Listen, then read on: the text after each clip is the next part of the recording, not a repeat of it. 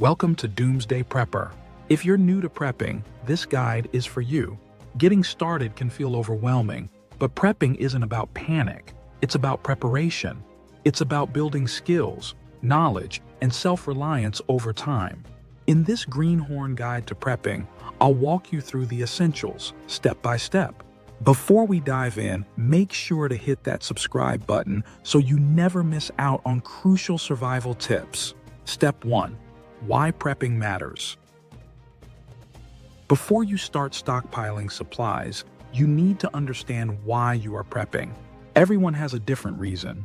Maybe you live in an area prone to hurricanes, earthquakes, or wildfires. Maybe you're worried about economic collapse, power grid failures, or food shortages. Or maybe you just want to be ready for anything. Prepping isn't about fear, it's about control. The world is unpredictable. When a crisis hits, stores empty out fast, and emergency services may be overwhelmed. Prepping gives you the peace of mind that you and your family can handle disruptions without depending on outside help. The key to getting started is prioritization. You don't need to prepare for every possible disaster all at once. Start by identifying the most likely risks in your area. If you live in a hurricane-prone region, focus on weatherproofing your home and having an evacuation plan. If economic instability concerns you, focus on financial preparedness and food storage. Prepping also extends beyond physical supplies. Knowledge and skills are just as important. Learning survival techniques like first aid, fire starting, and self-defense will put you in a far better position than simply hoarding supplies. Prepping is about being ready, not scared. Step 2. Start small. Build a 3-day survival kit. Prepping doesn't mean rushing out and buying a year's worth of food and gear overnight. Instead, start small by assembling a 72-hour emergency kit. This is your foundation, ensuring you can survive at least 3 days without outside assistance. Here's what every basic survival kit should contain. Water. At least 1 gallon per person per day, minimum of 3 gallons per person. Food. Non-perishable items such as canned meats, protein bars, peanut butter, and freeze-dried meals. First aid kit. Bandages, antiseptic wipes, pain relievers, prescription medications, and other basic medical supplies. Light source. Flashlight with extra batteries, solar-powered lantern, or glow sticks. Fire starter, waterproof matches, a lighter, and a ferrocerium rod. Multi-tool and knife, useful for repairs, opening cans, and self-defense. Emergency radio, a battery-powered or hand-crank NOAA radio for weather alerts. Clothing and warmth, extra clothes, a poncho, gloves, and an emergency blanket. Self-defense tool, pepper spray or another form of protection, depending on your comfort level. Once you have your 3-day kit, expand it to 2 weeks, then a month. The goal is gradual preparedness. The more self-sufficient you are, the better off you'll be when disaster strikes. Step 3. Water is life. Secure your supply. Water is your #1 survival priority. You can live for weeks without food, but only about 3 days without water. In a crisis, clean water may be unavailable, so having a backup supply and purification methods is essential. At minimum, store 1 gallon per person per day for drinking and sanitation. A family of 4 should have at least 12 gallons for 3 days, but more is always better. If space is limited, use stackable water containers or store bottled water. If you have extra room, invest in water barrels or large tanks. In addition to storage, you need a way to purify water. Water filters. A Life Straw or Sawyer Mini can filter bacteria and parasites. Boiling. Boil water for at least 1 minute to kill pathogens. Purification tablets. Compact and effective against bacteria and viruses. Rainwater collection. If legal in your area, this is a great long-term water source. Don't rely on a single method. Have multiple options in place. Water shortages happen fast in emergencies, so plan ahead. Step 4. Food storage. Stock. Up the smart way. Food storage is critical, but don't hoard random items. Instead, build a supply that meets your dietary needs, lasts long, and is easy to prepare. Short term, 1-2 weeks. Start by stocking up on non-perishable, ready-to-eat foods. Canned meats, tuna, chicken, spam. Canned vegetables and fruits. Peanut butter, nuts, and protein bars. Instant rice, pasta, and oats. Shelf-stable milk. Midterm, 1 to 3 months. Once your short-term supply is solid, expand into bulk dry goods. Beans, lentils, and rice. Pasta, flour, and grains freeze-dried meals, long-term, yet 1 year. For serious preppers, freeze-dried foods and bulk grains are ideal. They have a 25+ year shelf life and require little space. Rotate your stock using the FIFO method, first in, first out. Use the oldest food first and replace it with fresh supplies. Stock what you eat and eat what you stock. Step 5. Shelter and security. Protect your home. Your home is your fortress. Whether you're staying put, bugging in, or leaving, bugging out, security and shelter are top priorities. For bugging in, fortify your home. Reinforce doors and windows. Install security cameras and motion lights. Have backup power sources, solar, generators, battery banks. For bugging out, know where you're going. Have a tent or tarp, a bug-out bag, and an escape plan. Security-wise, have self-defense options. Firearms, if legally owned and trained to use. Pepper spray, or non-lethal deterrents. A solid home defense strategy, your best defense is being prepared. Step 6. Bug in versus bug out. Know your plan. One of the most important decisions in a survival situation is whether to bug in, stay home, or bug out. Evacuate to a safer location. The right choice depends on the type of emergency, your level of preparedness, and your environment. Bugging in is often the best option.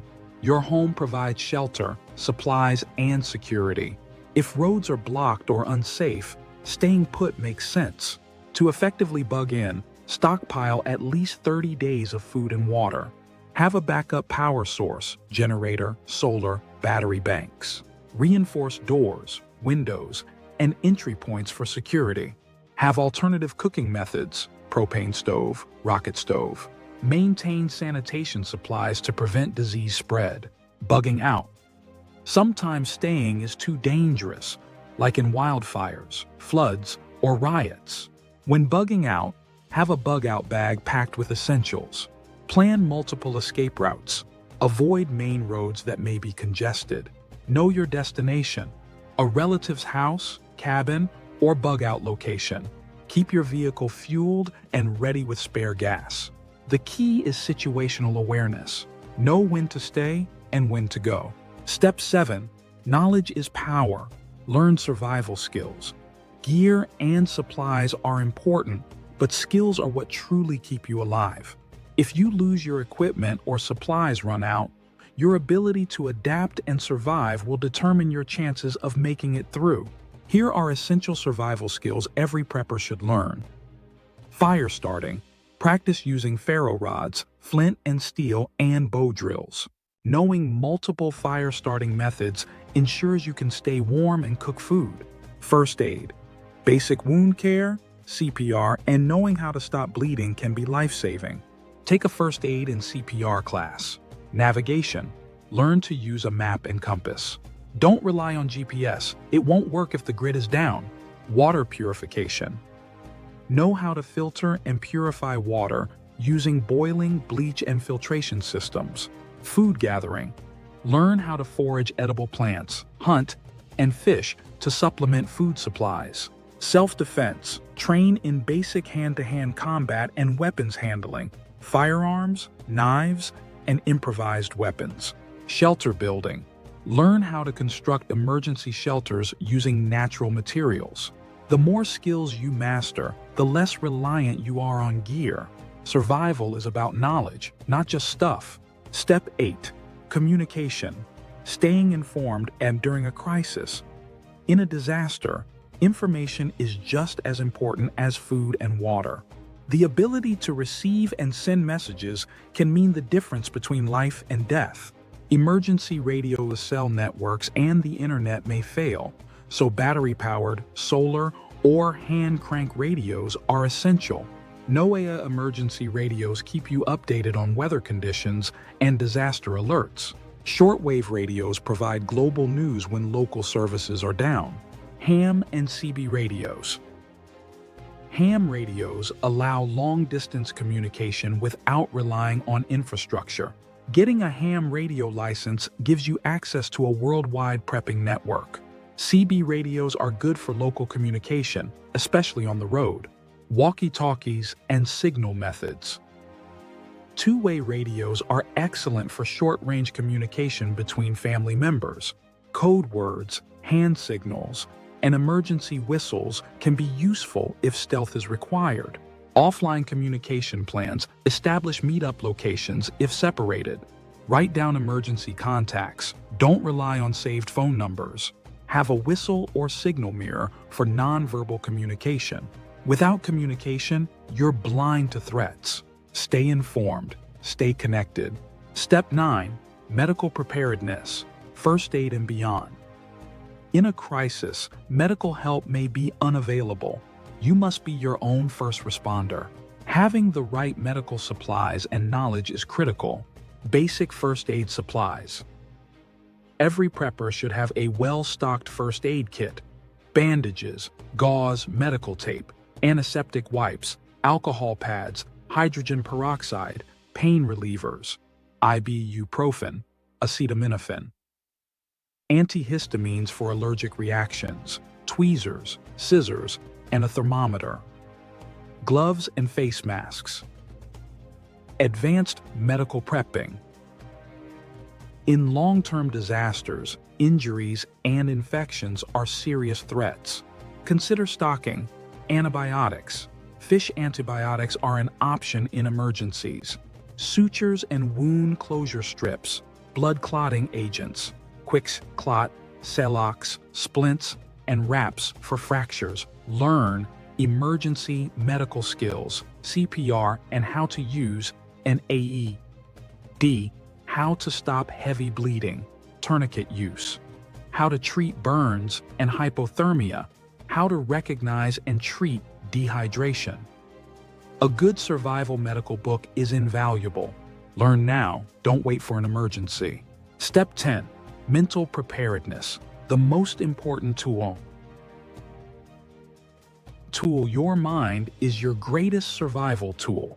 Panic and fear lead to bad decisions, while mental strength and resilience keep you alive. Stay calm under pressure. When disaster strikes, your reaction matters. Practice breathing exercises and stress management techniques to maintain a clear head. Train your mind for survival.